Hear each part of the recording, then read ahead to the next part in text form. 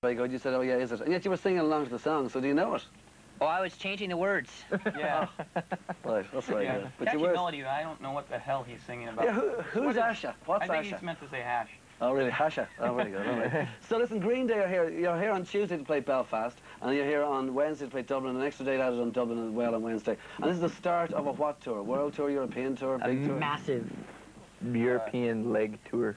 Yeah.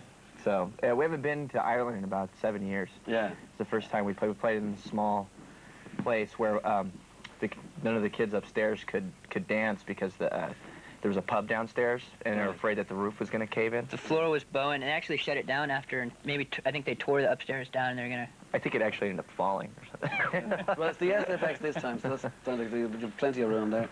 What about the album itself? I mean, Nimrod, the album, right? What do you do when you do that? Do you just go in and sort of do it in the studio or whatever, or do you do it to make sure that you get it on acoustic sort of first and make sure the songs can stand on their own 2 feet and that kind of thing?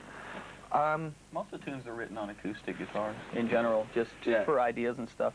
And I think, you know, any good song, no matter what it is, you know, the melody can be played on acoustic guitar. Yeah. You know, but they're written to be good songs before you take them in the studio, and then you just pound them out through your amps. Yeah. I mean, this is number 5. Dookie was number 3, and that was the big one in terms of breakthrough or whatever. No, Dookie's number 2. Sorry, I get it. For a second I thought it was. Okay, so Dookie's number 3. So what happens about it? I mean, like, were you ready for it when it happened? 15 million sales or whatever it is, 12 million sales. Were you ready for that when it happened?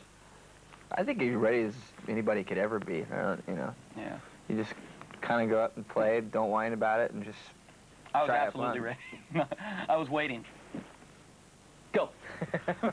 How do you? I don't think you can ever get ready for that, really. Well, one of the reasons I asked it is because with album number 4, I get the impression you might have had a slight backlash. I mean, some people said that, like, for instance, that In Utero came out and after Nevermind from Nirvana, and it was just sort of whatever you call him, Kurt Cobain doing what he wanted to do to hell with people who wanted another Nevermind. Now, is it any way at all you saying you've got to follow your muse, go where it goes, so if Insomnia is not what the Dookie people wanted, then Hard Luck's the Dookie people?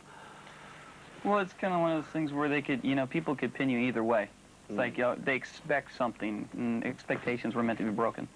So, I mean, we could have either written a bunch of pop tunes, or we could have written a very solid, aggressive record. We just write from what we want to write, you know, from whatever. I think it's kind of caused us for the new record to sort of, we can expand down different avenues.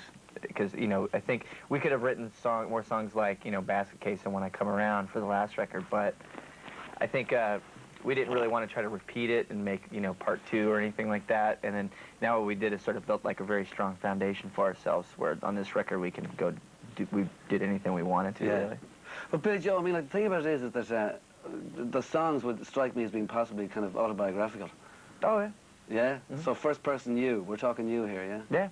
Okay, so what about that, like, for instance, there's a suicide song on the album, sort of, in up to, I mean, who's that about, and what's that about? Where does that come from? It's, you know, I mean, our songs are, you know, that's when people look at songs, they look at when people's songs and they think of it, that's what their entire life is like. Yeah. You know, where it's like, it's basically one specific bad day, you know, and that's sort of what Uptight, the song you're talking about, is kind of about.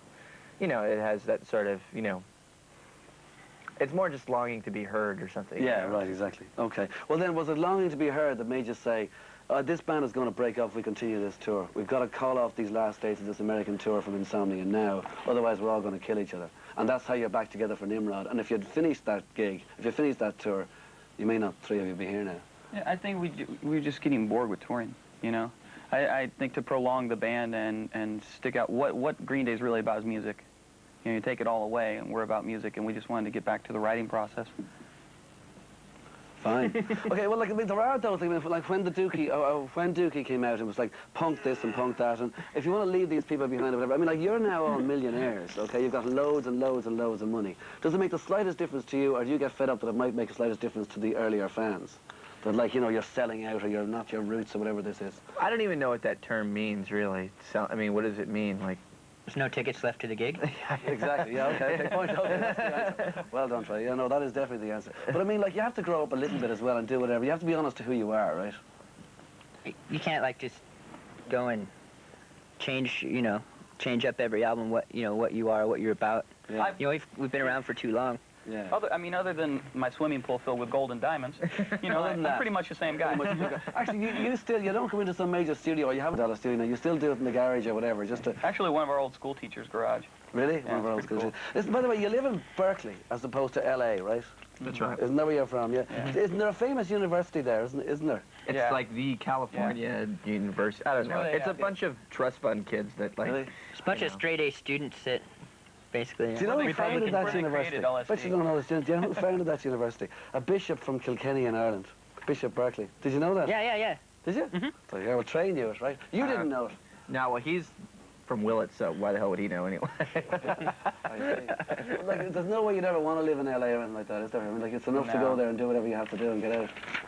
No, they're two totally different places. I think the Bay Area is very grounded, very well grounded, and Los Angeles is somewhat of an exaggerated town. And it's going to fall in the ocean. Is it? I hope. Yeah. No question. It's a giant suburb. Giant cesspool. All right, well, listen, boys, thanks for dropping in. You're playing on Tuesday. I've got to get this right again, in Belfast. You're playing Dublin Wednesday and Thursday. The Wednesday gig is sold out. Thursday gig is, I don't know what it is. And here's something now. Is this time of your life, is it? Well, if people want to come down to the show, we tend to get our hands on tickets and go out and give tickets to a lot of kids that don't have tickets. So in other words, you're Walk inviting people to outside come and- down with no money and to hand them out Right. free outside, Well, yeah. right? Especially if you don't have any money. If you got money and just want We a do free it ticket. every night, so, Cool. you know. All right, okay. Well, listen, thank you very much, Mike. Thank you very much, Billy Jones. Thank you very much, Trey. Here we go. Time of your life. This is Green Day.